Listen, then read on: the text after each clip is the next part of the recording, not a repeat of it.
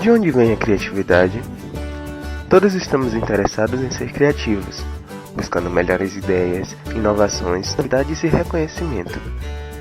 As melhores ideias levam tempo para serem feitas e bem elaboradas. Na maioria dos casos, surgem a partir de ideias menores, como inspiração, bases e motivação. Às vezes as ideias são descartadas. Depois de muito tempo elas voltam com outro olhar e muitos mais detalhes, tendo assim uma visão completa do que se deve fazer. Geralmente, o que forma ideias extraordinárias são metade de ideias que se completam.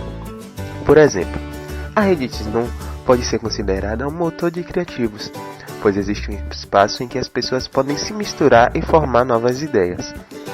Mas qual o melhor propulsor da inovação?